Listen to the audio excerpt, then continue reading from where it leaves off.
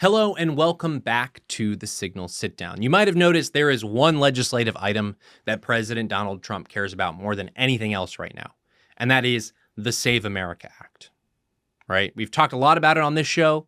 We've covered a lot of it on thedailysignal.com. What is the Save America Act? Two things that conservatives have wanted for decades. The first is proof of citizenship to register to vote. Simple as American elections are made for American citizens. American government is meant for the benefit of America's citizens. If you remember during the State of the Union speech earlier this year in February, when President Donald Trump got up there and said, raise your hand or stand and clap if you think that American government is meant to serve the interests of American citizens. Not a single Democrat stood and clapped for that. Not a single Democrat raised their hands in support of that notion. It made the Democrats look insane. Absolutely insane. And then the other part of that, after we provide proof of citizenship to register to vote in American elections, is voter ID. When you actually get to the polls, are you the person that you say you are? Seems pretty common sense, both of these provisions, right? It is. And that's why time after time after time when this issue is polled, it is over 80% of the American people approve of these types of provisions. For some reason, that doesn't translate to Washington. Apparently, the majority leader, even with Republicans in the majority, has a hard time getting to 50% approval for the provisions in the Save America Act, which is really insane to think about, right? The American people gave Republicans this majority in 2024. They gave them the White House. They gave them a trifecta, something that does not come around very often. It's a pretty rare occurrence to have both the White House and both chambers of Congress controlled by a single party, in particular controlled by Republicans. And yet, we've dragged our feet for a year on the Save America Act. There's talks of putting it in reconciliation. There's talks of doing a talking filibuster. There's all sorts of different gimmicks and ways that we could try to get this legislation across the line. And the time is ticking, right? Senate's supposed to go on vacation, go on recess, go on district work period, as they call it. They hate it when you call it recess. Absolutely hate it. Its time is ticking. And so when they leave for August, they come back for like 2 weeks in September, and then they're back in their districts campaigning all of October, and then it's the midterm elections, right? And they've got to get a lot of stuff done. They're going to try to confirm Todd Blanche as the Attorney General. They've got to create a CR to make sure we don't enter a government shutdown come the end of the fiscal year. They've got to create a budget resolution for another budget reconciliation package. And then, of course, the big question mark, what are you going to do about the Save America Act? Clock is ticking. And you've seen that frustration grow and grow and grow over the past year, but really kind of break out into the open in the past few weeks. The president is frustrated with the majority leader. The majority leader is frustrated with everybody because no one understands, apparently, how tight this vote would be, how strenuous and difficult this process would be, given that certain lame duck senators are trying to obstruct the Trump administration agenda. And then, of course, you have vulnerable incumbents running in elections in November, et cetera, et cetera, et cetera. And then, of course, you have the House, who has passed these measures before, frustrated that the Senate doesn't have the political will, it seems, to pick things up and run with them, even when the House majority is slimmer than the Senate majority. You might say, okay, well, what about that 60-vote threshold? What about cloture? Yes, there are 3 different ways that you can pass the Save America Act. The first is the filibuster cloture rule. We need 60 votes to move this thing. That's not going to happen, right? Nothing brings Democrats together like opposition to the Trump administration. So that one's off the table. No one was expecting that to happen. The other route is trying to circumvent the filibuster. There's 2 different ways to do this. President Trump has even called for nuking the filibuster over this, which is not as absurd as it sounds. The filibuster is not in the Constitution. The filibuster is an advent of early 20th century American politics. The Senate existed and did a lot of great work for 150 years before the filibuster existed, right? So you could nuke it. More and more senators are saying, let's nuke it now on the Republican side. Let's nuke it now before Democrats get back in power and they nuke it for the Green New Deal. Seems to be where this is heading, right? I'm not long the filibuster in the Senate. The other option that would actually preserve the filibuster would be the talking filibuster, which basically says, listen, the filibuster, those cloture rules, those are things that are internally working in the Senate. But if we just enforce Senate rules as they are, as they have existed for a very long time, longer than the filibuster itself, we can work through that process, which could take weeks, if not months, make sure everyone gets their speaking time, everyone gets to introduce their amendments, all of the votes are taken until we get to that final vote. If we go through that very difficult and strenuous process, we do not need 60 votes. We need 50 plus 1 to get that thing across the line and send it over to the president's desk. That's the talking filibuster. Seems like time is short to do that. If we did it last year, like people were asking for, or earlier this year in February, could have gotten it done. It would have been a Herculean effort. Could have gotten it done. Senate has avoided doing that by saying we don't have the votes. What do you mean you don't have the votes? A Republican majority? And you can't scrape together 50 plus 1 to pass 2 provisions that pull over 80% with the American people? And then you're going to throw other sweeteners in on top of that. A few months ago, when we were talking about this, you're going to add, no funding for transgender youth health care or whatever the heck that the new euphemism is on for the left, genital mutilation of children, right?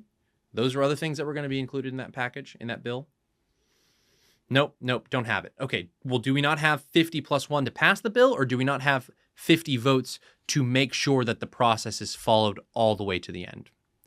That part remains ambiguous. Totally ambiguous. And so for lack of solid answers there, we've kind of run out the clock to where the last option is budget reconciliation. As I said, the Senate is working on a budget resolution to set up a budget reconciliation package, just like the One Big Beautiful Bill that passed a lot of the Trump administration's priorities last year on July 4th. You remember that big celebration everyone had, getting One Big Beautiful Bill across the line with all the tax cuts and the funding for deportations and immigration enforcement, et cetera, et cetera. Well, we're in another situation. This is the third reconciliation bill that could be passed by the Congress during this current Congress.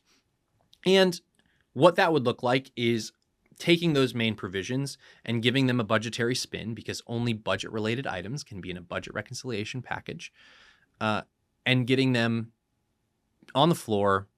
You circumvent 60-vote cloture threshold for a budget reconciliation package. 50 plus 1, it gets sent to the president's desk, and we have something that seems similar to the Save America Act. Problem is, when you make those provisions budgetary, it needs to be reviewed by the parliamentarian, which could be a whole nother separate fight, and we'll cover that fight if it comes to that. But also, it could just be weaker, right? These could be opt-in provisions, right? You're going to get access to more government funds if you're a state that adopts these provisions. Or potentially, we will withhold federal funds from you if you don't follow through on enacting these Save America Act provisions. So we're going to have to see what those provisions look like when the Senate is done debating how they will incorporate the Save America Act in this budget reconciliation package. But it's coming from all sides, right? There's frustration. It's a lot to do and a little time. There's frustration between the majority leader and the president. There's frustration between the majority leader and the Speaker of the House. There's frustration within these Senate caucuses. So much frustration, in fact, that people want to stay in Washington, D.C. Certain senators want to stay in Washington, D.C. and work throughout August, right? We got to get this done before we go home and face our voters and do any sort of district work or campaign work. And some members of the Senate are now threatening to have a vote on the floor to get on record who wants to stay and who wants to leave town. We'll see if that vote comes to fruition. I think the hope right now for conservatives is that there will be major concessions with real teeth, provisions in the budget reconciliation package that incorporate most of the Save America Act with real teeth to make sure that this is not some sort of watered down version that blue states can circumvent whenever, however they want. So with that, a lot to play for. And this week, to break it all down, we have a true Senate insider, Chip Wyatt, on the show. We hope you enjoy.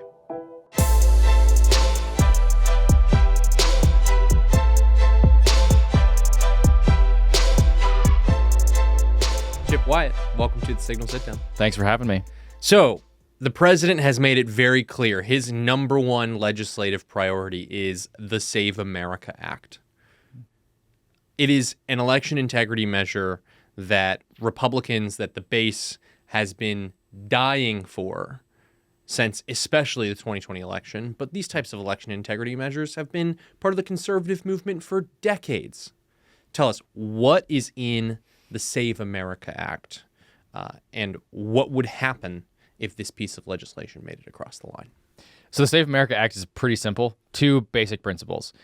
When you register to vote, you should have to prove that you are a citizen and that you are who you say you are, that you're capable of voting in the United States, that you're allowed to vote in the United States, and that when you show up to vote, whether it be at a polling place on election day or you mail in your ballot, that you should have to show some form of ID to prove that, again, you are who you say you are. So it's really simple. It's proof of citizenship on the front end when you're registering to vote, and then it's proof of identity when you are actually voting, whether that be, again, at the polling place or via the mail. There have been some other provisions that have been thrown in there kind of by the president since the discussion around the bill has sort of caught fire, but the primary provisions contained within the Save America Act as the bill was introduced are those two things. So what happens if this bill makes it into law? Because there's a ton of disinformation out there.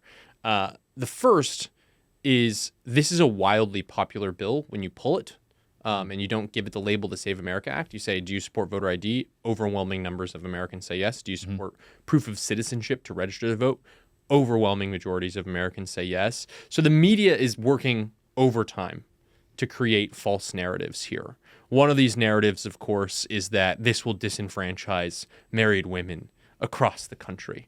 Tell us some of the myths and rebut it with some of the facts about this piece of legislation, because I don't think I've ever seen a piece of legislation slandered so hard.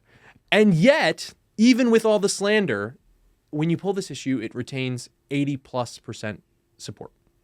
Yeah. So you're going to hear a lot from the media about, again, like you said, married women or others being disenfranchised, and then voter suppression.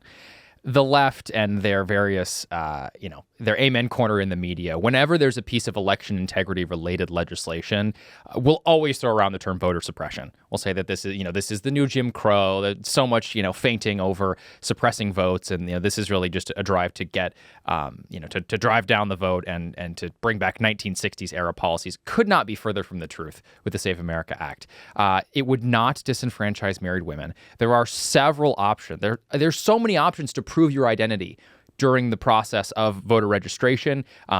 Any form of identification that you can think of, whether it be, a social security card, a government issued ID. And there's even an option for those who, let's say that you're among the select number of people who have no forms of ID, who are somehow able to get around in 2026 with no forms of ID. You can then sign an affidavit swearing that you are who you say you are, that you are a citizen, and then provide as much documentary proof as you can. And then it is up to the state and the local election authorities to then take that information and verify it against what they have in order to register you to vote. So even if you don't have any of those options, there's still a final option that's basically foolproof. So the reality is that the Democrats are interested in making it easy to cheat in elections. Republicans want something pretty simple. Make it easy to vote, hard to cheat. The Save America Act does exactly that. And as we've seen, there was a recent story out of New Jersey, I believe, about, I believe the number was close to some 6,000 or so non-citizens Over that were, 6,000, yeah. that were, on the voter rolls. So people will say, oh, this is not an important issue. This doesn't happen very often. 6,000 is a pretty big number, and especially when you get to lower level state elections, primaries, that can have a huge effect. So the disinformation campaign, the lies that you hear from folks, across the spectrum on what this bill actually does, really are aimed at hiding the truth, which is that this is a popular measure, as you've said. It's a simple measure, right? And it's meant to make it easy to vote and hard to cheat. And that's exactly what the Save America Act would do. If the Save America Act became law, it would make our elections more secure, and it would be in line with the will of the American people, which is what Congress is supposed to do. It's a real mask off moment for the left in this country, too. Yeah. Because the Save America Act is, of course, the new and improved version of the SAVE Act, which is a very similar election integrity measure. And the first line that Democrats trotted out was, we don't need to vote on this legislation. It's already enshrined in U.S. code. And now we're saying that actually it's Jim Crow 2.0. So which is it? You can't have it both ways. They're trying to have their cake and eat it too. And it's a big mask-off moment because they've come to realize that if people are serious about passing this measure, it's going to very much harm what they're doing in grassroots communities, getting folks registered and getting folks voting, because we have documented proof from DOJ investigations in New Jersey, as you mentioned, that a ton of non-citizens are on the voter rolls. We have work done from the Oversight Project, of course, a partner of the Heritage Foundation where you work, recording conversations with illegal immigrants saying that they have government ID and that they are registered to vote. So make it hard to cheat, easy to vote.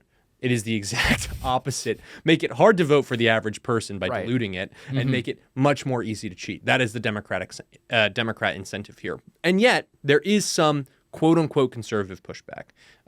When weak-kneed Republicans in Washington don't want to do anything, they fall back on a federalism claim. These are not your state rights people.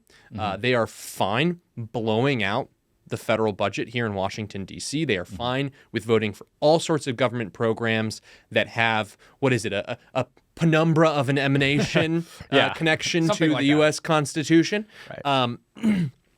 These are not the federalism diehards. These are not your Tea Party types. These are not your House Freedom Caucus types.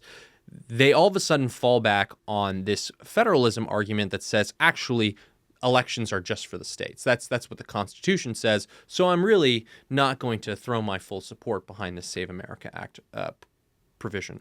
What do you say to quote-unquote conservatives who make this argument? So the Constitution gives Congress the authority to regulate the time, place, and manner of elections, and most everything else is left up to the states. However, Congress has already passed multiple pieces of legislation that are federal election laws. So the largest one is commonly referred to as motor voter. It's this voter registration bill that's passed in the 80s. And then you have the Help America Vote Act, or HAVA, as it's often referred to, that's passed as well. Those are the main two. And the Save America Act would specifically amend the motor voter law to insert these new provisions. So for one argument is that we already have these laws on the books. And so I think one of the things that's really important in the lawmaking process and in government, right, is understanding that when something has already been done, right, there are prudential considerations about what the best next step is.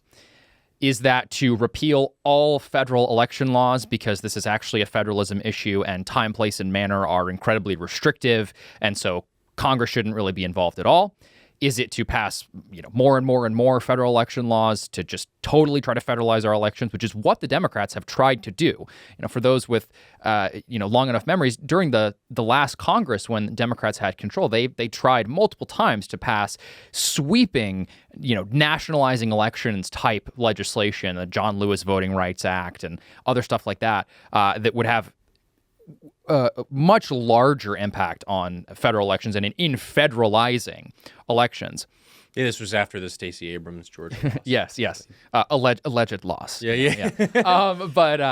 So I think my response to those people would be that this is, the time for, debating whether or not the federal government should be involved in our elections and to what extent is kind of over, right? We have this involvement. We have these laws on the books.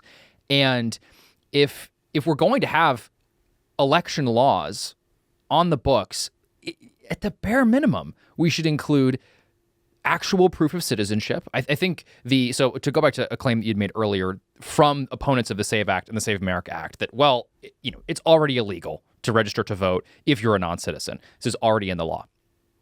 That's only kind of half true. The current regime for determining whether or not someone is a citizen is self-attestation. It's a simple box check. You say, I am a citizen, which, is pretty easy for anyone to do. And there's not as much checking on the back end as you might expect for something like that. So, anybody, you or a child, right, who's not able to register to vote could say, oh, I'm a citizen and, I'm 18 years old.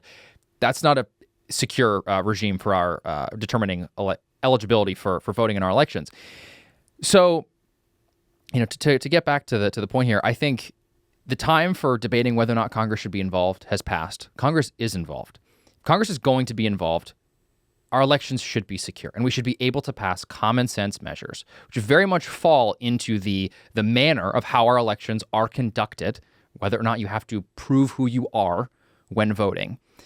And I think that the federalism claim there is really it's hiding from responsibility more than it is anything else. It's very common among the GOP in DC to sort of throw their hands up and say, oh well, darn, we can't really do anything about this because this is a federalism issue. And what does that lead to? It leads to more proposals from the left to federalize our elections, to run roughshod all over the Constitution, whether it be related to election law or any number of other areas. And so if we have power, we should fight back and we should use it. And use it in a way that is incredibly modest, common sense, and popular with the American people. And these people in Washington trotting out this line are well aware that this is amending the motor voter. Right. Yes, it's an existing law. They know existing law is on the books, right? And of course, what we're doing here is we're taking an old law and making it better, making it stronger, and of course, including some enforcement mechanisms and stuff like that. And it's just unbelievable to me, the amount of pushback that this is getting, not only on the left, that's predictable, but on the right. And so there's really three ways that this thing can get done at this point. The president has been pushing for it all summer. The Senate has stood on its head, sat on its hands, pat its head and rub its belly. Any motion that they can make to avoid taking action on this bill, they've done it. So there's three avenues. The first is you get to 60, right? That's the way that you clear things with cloture rule in the Senate. That seems to not be on the table. Even if John Fetterman, apparently a reformed Democrat, went our way, it would be 55 to 45 or whatever, with Lindsey Graham in 54. Lindsey Graham's passing. Then you have the talking filibuster. And now you also have pieces of the Save America Act as an opt-in an opt-in version to make it through the budget reconciliation process, which is another way in which you can circumvent the 60 vote cloture threshold. So there's been a lot of talk about the talking filibuster. A lot of folks claiming that using the talking filibuster is nuking it. It's destroying the filibuster. The people who follow this closely, as you do, say that's not true. It's actually a way that we can get things done while preserving the filibuster. So what does the talking filibuster route look like for the Save America Act? Yeah, so that would be pretty simple. It would be enforcing the Senate rules. So a lot of folks have become accustomed to the 60 vote cloture threshold and think that that's a sort of mandatory bar that has to be cleared for anything to be passed. You want something to pass the Senate, got to get to 60 votes. It was actually an invention of the Senate in the early 20th century. It did not exist as the Senate was originally created. The ability to cut off debate via a 60 voter started as a 67 vote threshold. So the talking filibuster would simply be going back to a kind of older version of the Senate. The Mr. Smith goes to Washington filibuster, standing talking comes to mind, where you make the Senate debate. And this is, reminiscent of a Senate that was a more collegial and sort of gentlemanly institution, where the thought was if you said your piece, if you maybe got a vote on your amendment, had your debate on the floor, and then eventually, you were voted down, then that was the end of it. The Senate doesn't really operate like that anymore. It's much more hostile, and the minority automatically throws up 60 as an impediment to anything that a Senate majority is trying to do. So you have to get to 60. So what does that mean? Well, usually it means that the uniparty wins, because the only things that can actually get 60 tend to be swampy DC priorities. These are massive omnibus packages. Right. This is all, what do they end up doing if they can't actually pass good legislation? They just drive up the federal deficit, spend more money, and you end up getting the same trajectory for the federal government, regardless of which party is in power on the legislative side.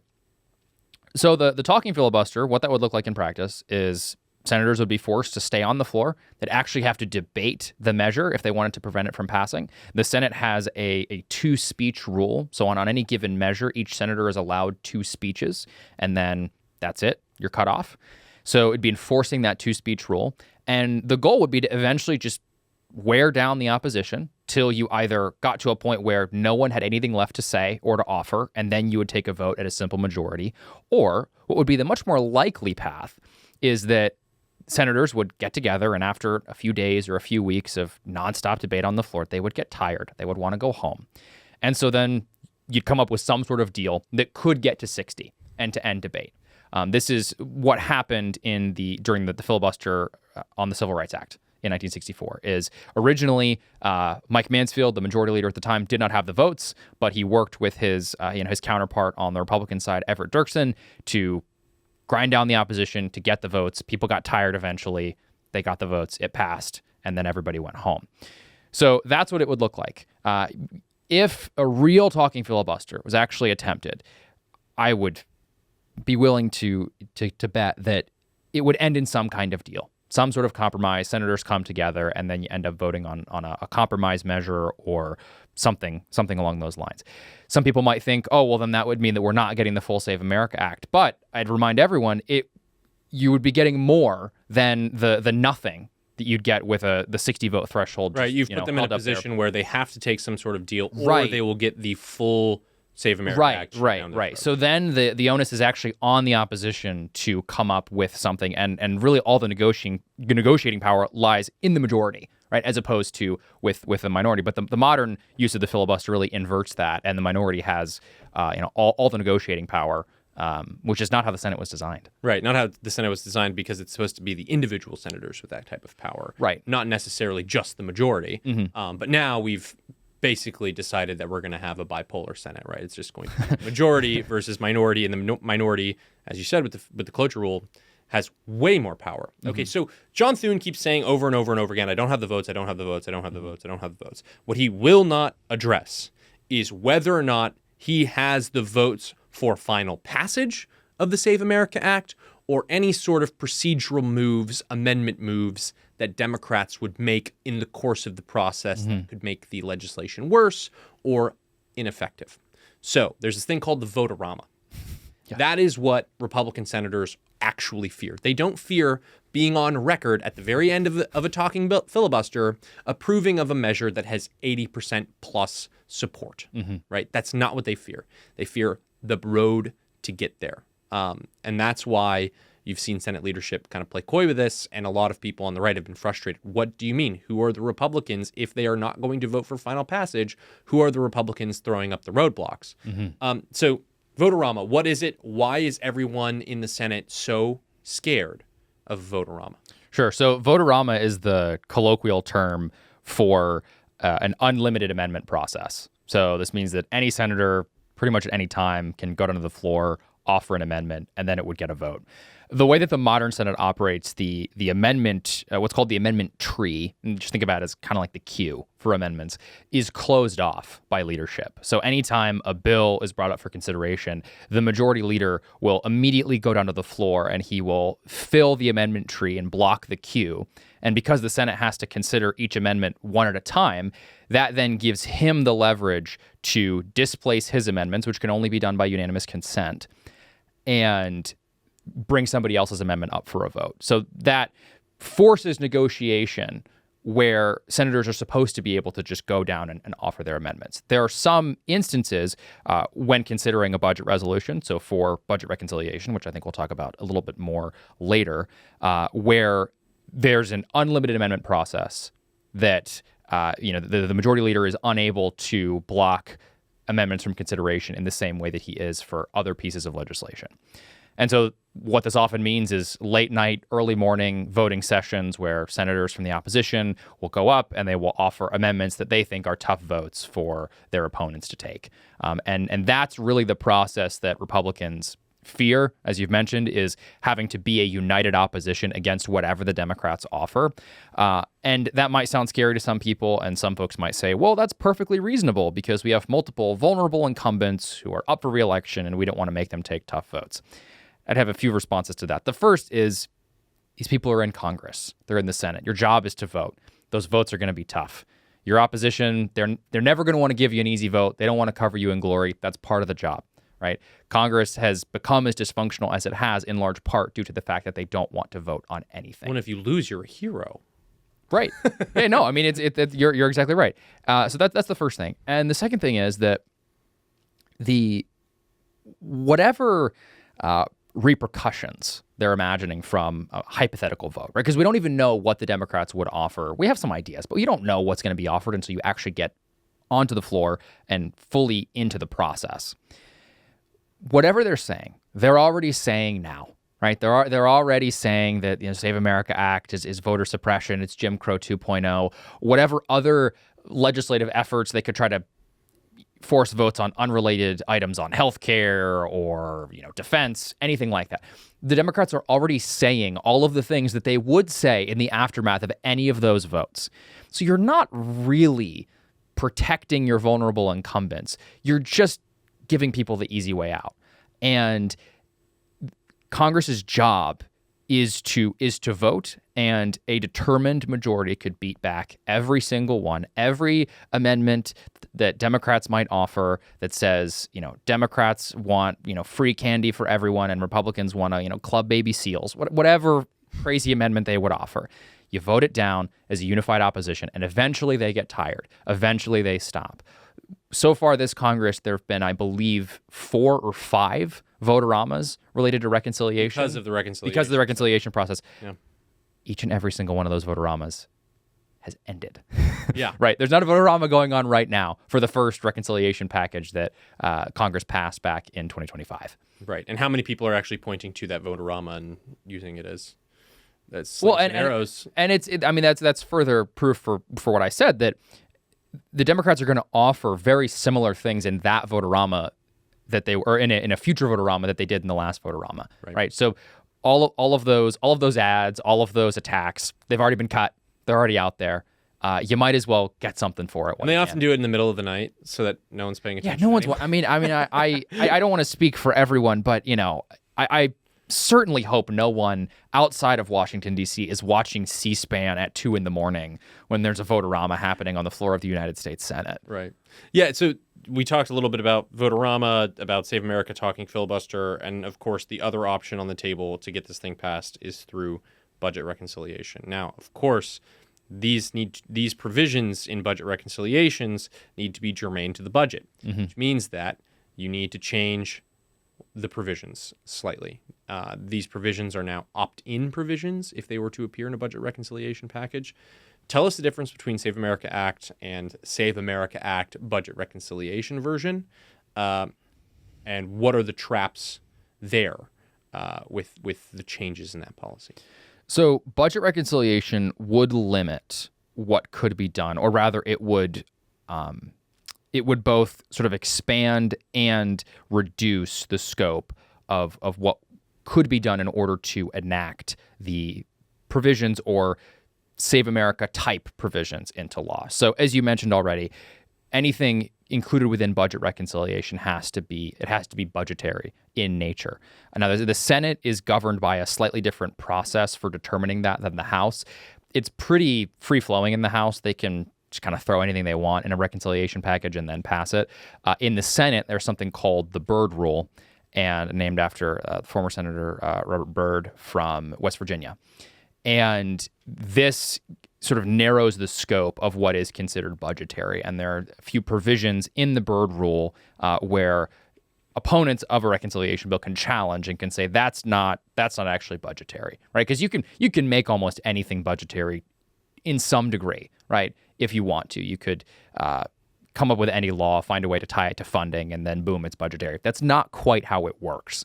So the biggest test in the Byrd Rule of the various provisions within it is something called the merely incidental test, right? And basically what that means is if the actual budgetary effect of something, so the amount of money being moved, is outweighed by the policy impact of something, it is ruled merely incidental, and it's not admissible under the Byrd Rule. And if it's kept within a bill, it would cause the reconciliation package to lose its privilege, which is a fancy way of saying it would then become subject to the regular 60-vote threshold in order to invoke cloture. It wouldn't be done at the simple majority that reconciliation packages unlock. So this limits what you can do in a reconciliation package on election integrity. There are lots of different funding mechanisms across laws, across government agencies that you could try to tie to election integrity measures. Instead of trying to craft a hypothetical bill here and now, I think I'll just sort of give some guidelines for what we would probably see, which would be, as you mentioned, maybe some opt-in funds, some grants to states who enact at the state level Save America type provisions. You could also see different sources of funding. They could try to conditionally tie those sources of funding to states having election integrity laws like the provisions contained within the Save America Act. I'm sure there are even more creative ways, right? The scope of federal law is vast. Government spends money on a lot of things. And so I know that the folks on the Republican side in the Senate, and even, there are lots of conversations going on about what could be done to enact those pieces of legislation in a budgetary fashion. But you have to jump through a lot of hoops to get there. And the reconciliation processes and the rules being enforced, it's not really like the rule book is not super solidified in that it's less like a sport where something is clearly allowed or something is clearly not allowed. It's much more like arguing a case in a courtroom. Right. So how watered down do we think that this thing is going to get? It really depends. So I think the House budget resolution that they passed before leaving town, some of the instructions that it included. So whenever you're passing a reconciliation package, it's a two-step process. The first is you write an actual budget resolution, and that says, all right, we're going to spend this much money. We're going to save this much money. These committees are instructed to spend X amount or to save X amount. The budget resolution that was passed by the House on the Save election integrity front was fairly limited, and I think would be somewhat limited to just opt-in grants to states for adopting Save America type laws, which is a good start. I think the Senate, and again, those discussions and the drafting of the Senate's version is ongoing right now. Right. I think the Senate is trying to be a bit more creative, and the folks in the Senate on those committees are thinking, okay, what can we do to give this more teeth? Because frankly, it'd be a waste of the House's time, right? I mean, Well, the House doesn't have to worry about it. Well, yeah, It's I mean, the the House can just kind of throw in whatever they want. The Senate's where they really have to get creative because that's where you're dealing with the Byrd rule and whether or not the parliamentarian thinks that what you're doing is budgetary.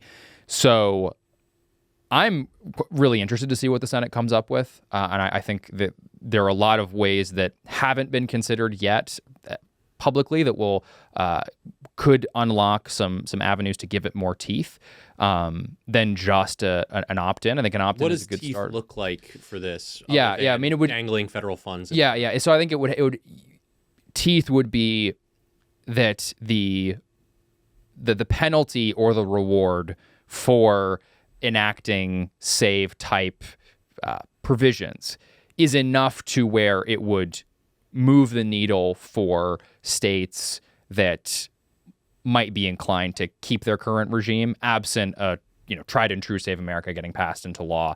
So a couple examples. California, right? They're not going to, you could entice them with all the money in the world, and they're probably not going to change the crazy way that they're currently conducting their elections, right? Their state budget is massive, and there is a limit to the kind of the size of the grant program you could create in order to do something like this. Probably not going to be enough to entice California. What you would want to do is create something that does entice the middle states, right? Some states that maybe have more divided legislatures, the swing states, the maybe softer Republican states that aren't as in the bag with Republican supermajorities in the legislature. You would want to do something with enough teeth, which again can come from both sides. One is carrot and stick. The carrot is extra funding. The stick is we're maybe going to withhold some funding if this isn't done, in order to get states to adopt these provisions. So again, what's on the table? There is what we know, which is what we've seen from the House. I think there's going to be some stuff that could come out from the Senate that will be could be interesting and maybe creative in ways that we haven't quite expected yet. But the process, the downside of it is it does limit you in a way that passing just the full-throated Save America Act would not. Yeah, so the talking filibuster dynamic that we spoke about earlier, where we're unsure of whether or not Leader Thune has 50 votes to take it across the line, 50 plus one, or it's everything that comes before it, the pain of all those other votes that will go with a talking filibuster. Same thing with budget reconciliation. If this Save America 3.0, I guess it would be, makes its way into budget reconciliation, we're unsure where the votes stand. If you had to give a whip count right now on the reconciliation version, do you think we get to 50? I think so. I think if you put a budget resolution on the floor and you force people's hand, I think you get there right now.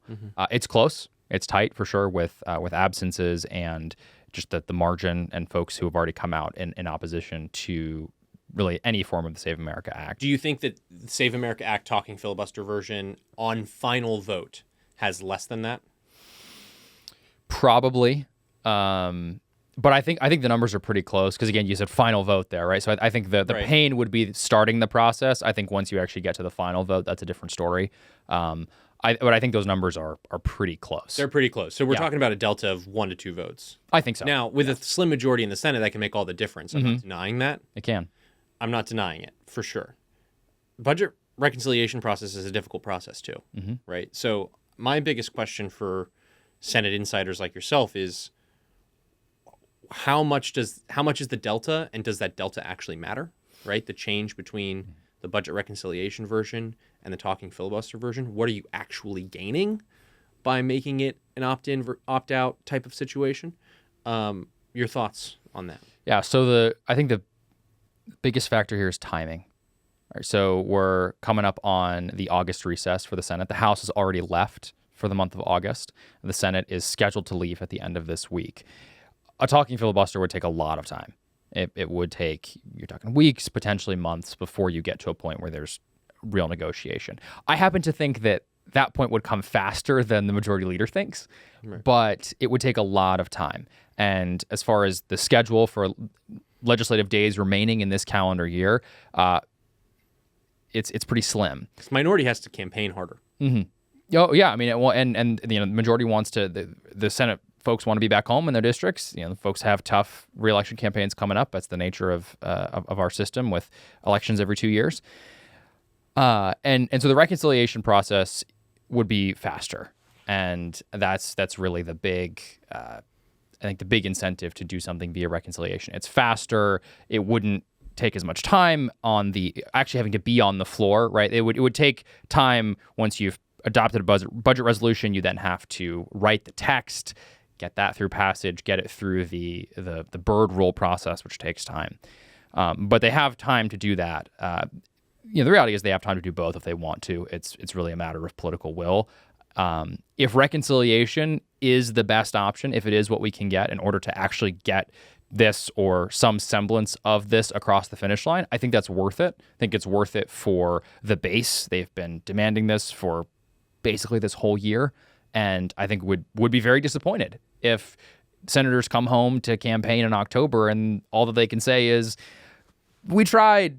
Right. Sort of. I think that will have an effect on voters. And if they can say, listen, maybe we didn't get the full Save America Act, but by golly, we tried and we did everything we could via reconciliation, and here's a tangible victory on election integrity that this majority delivered. And if you want us to do more of that, then send us back. Right. That's the October messaging, and the August messaging is going to look a little different too. Right, because they're going to have to. They're putting. I mean, as we speak, they're putting together more stuff on this budget resolution on the Senate side. There's a lot that the Senate needs to get done before they leave for August recess. Some people have floated the idea of just staying in town to get all the stuff done they need to get done. Right, these are like completely artificial timelines that the Senate has to work on. So they want to confirm Todd Blanche as the new Attorney General. That's been a development of this week.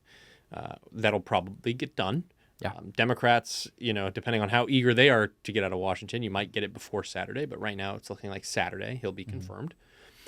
Then you have a continuing resolution they want queued up and ready to go because they will only be back for 2 to 3 weeks, 2 weeks, I think, before the fiscal year ends. Yep. which means that if we do not pass a continuing resolution, there will be a government shutdown. Of course, the appropriations process is shot, so continuing resolution is the way to go. I mentioned the budget resolution, and then there are members of the Senate who, as I mentioned, want folks to stay in Washington, D.C. They are even threatening to hold a vote on who wants to stay in Washington, D.C. to pass the Save America Act and who wants to go home. Explain to me the politics of a move like that, having your colleagues, right? Because this is not a vote that matters for Democrats. Democrats are just going to vote no matter what. It does not matter. This is a vote that matters for Republicans. Explain to me the politics of this conservative group of senators putting their colleagues on record saying whether or not they're going to stay in Washington, D.C. Yeah, so when the Senate goes home for any period of time, whether that's for a couple days, for a week, or for a month, usually how that happens is they come to an agreement, they get unanimous consent, which means every senator agrees, yeah, this is what we're going to do. And they say, all right, we're going to recess to X date. They do these things called pro forma sessions, which are basically fake sessions so that it's not a full recess, because a full recess has some constitutional ramifications that they like to avoid, and that's a subject for another time. Which should be, can I just say, that should be the negotiation. That should be the leverage point. Okay, we're not going to stay and do this Save America Act. Give us recess appointments. So I'm sorry. Yeah, no, I mean that's a but valid let the point. president have his people. Let him do it. Let him run it and go. Yeah, that's valid.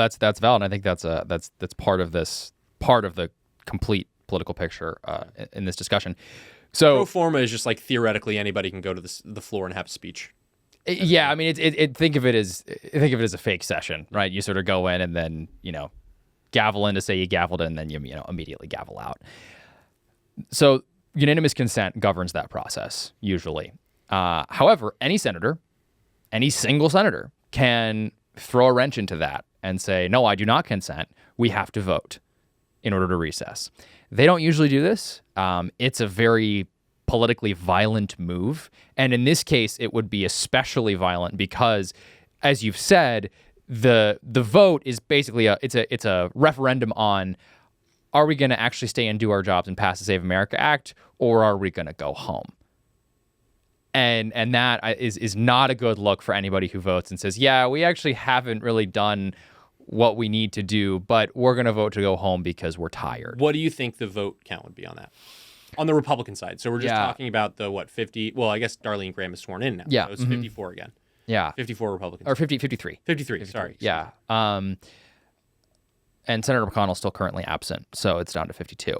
Yeah, I think it would be tight.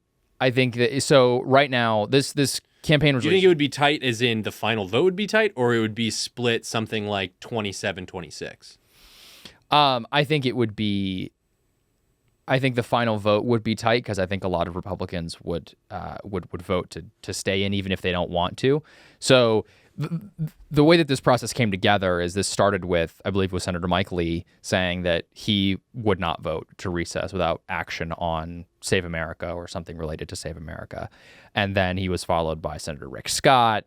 Some others have now joined in. There's a larger group. And this sort of mirrors some of the other fights around Save America where the Bald Caucus came in. It was Senator Mike Lee, Senator Rick Scott. Well, Senator Lee has sort of come out and he's planted the flag, and then the more conservative senators follow him, and then you get some senators who are maybe closer to the middle, but like to do what they can to appear as conservative as possible, and it sort of flows in from there. But it's usually guys like Mike Lee and Rick Scott who are the first ones to actually, when it's hard to be the only guy, because you might be the only guy. There's no guarantee someone's going to follow you to come out and say, I will do this thing. So that started, and I think there are close to 18 or 20 senators now who have said that they would vote to stay in. The number could be higher than that now.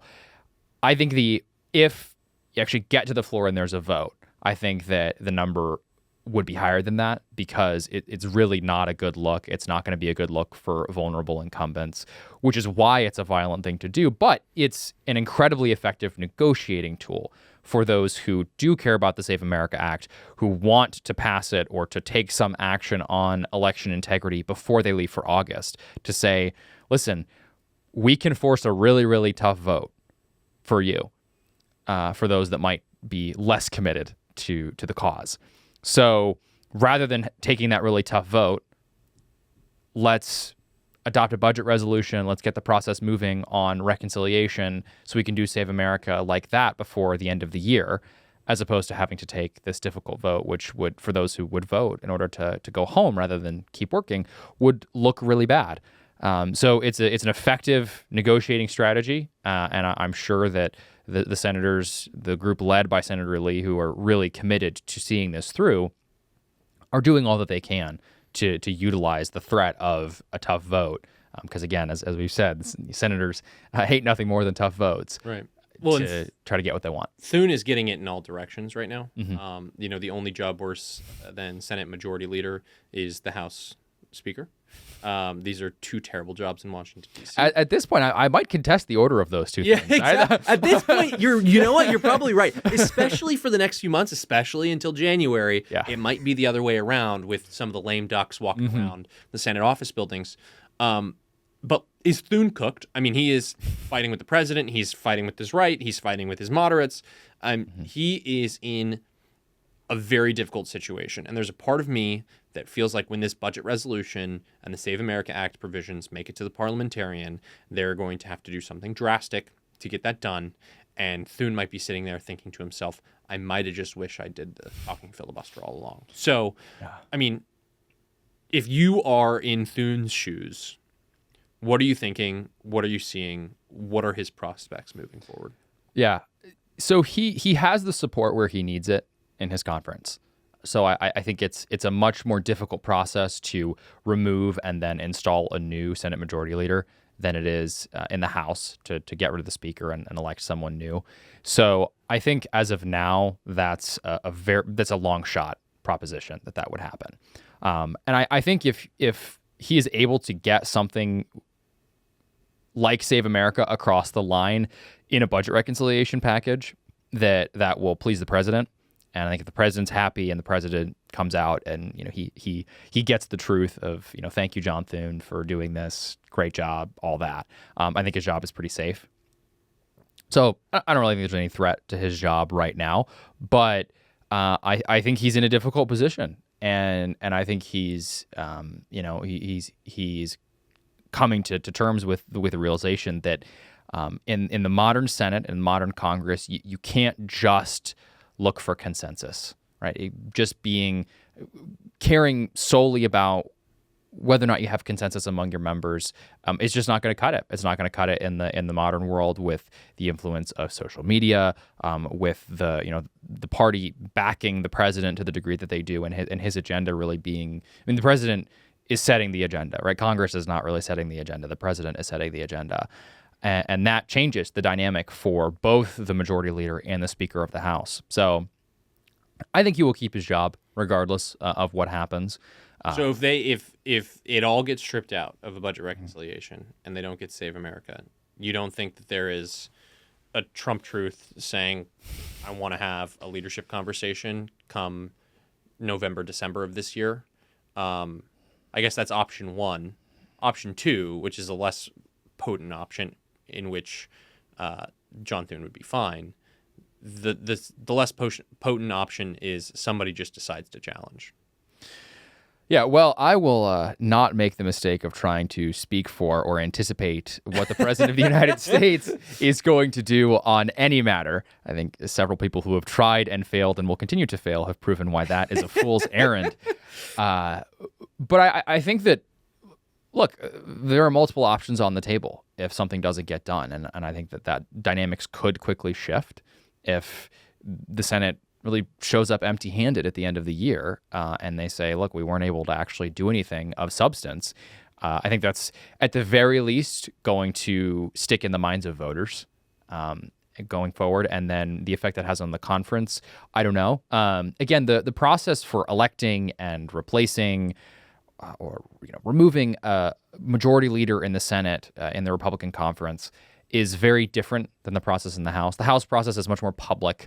I mean, we all remember the speaker fights from the last Congress and the original McCarthy fight dragging out, and then when he was removed, the fight to replace him that dragged on for a really long time. That process doesn't really happen in the Senate to the same degree. We've had 4 House speakers in the last 10 years on the Republican side alone. So it's not, and I think the public part of that process has a huge part to play, and it's a much more private in-house process in the Senate where, again, I still think that the majority leader has the support where he needs it within his conference, and I think that that's a huge card in his hand that he'll be able to hold on to. But after McConnell's, breaking records for how long he held that position, I am very doubtful that they will go forward with another change anytime soon. Yeah. It would have to be really catastrophe. Yeah. And I think, look, dynamics in future years are incredibly hard to predict. So I don't know if it's worth much to try to do that. But as we've learned from the past, go back however far that you want, 10 years or so, more than that now, since the golden escalator, right? Political dynamics can change very, very quickly. And the best way to get favorable dynamics is to do things that the voters want. And I think that there will be, and we're getting to a point where the Senate leadership and the Senate conference as a whole has to make a decision of what they want to do. Do they want to lead? Do they want to take action? Do they want to be able to show the American people, look, this is what we can deliver for you, right? They've seen the president deliver on his agenda. They've seen him deliver on border security. They've seen him deliver on a whole host of campaign promises and the work that he's done to transform government agencies, to root out DEI, all the terrible things that infected the government during the Biden administration and the stuff that really started with Obama. And even before then, he's done such a good job. And then you look to Congress, and Congress has had a much more difficult time actually showing their work. I think that dynamic, if it continues, it doesn't spell good things for Senate Republicans. And so they're going to have to get to a point where they realize that the excuse of we just don't have the votes, what we just don't have the votes mean is we just don't want to do it, right? We don't actually want to do the hard things, to take the hard votes. I don't think the American people are okay with that anymore. And I think the longer that goes on, the more that introduces the potential for political dynamics we might not expect in years to come to actually come true and really change things. Well, here's to them doing the hard things. Chip Wyatt. Indeed. Thank you for coming on the Signal Sit Down. Thank you for having me.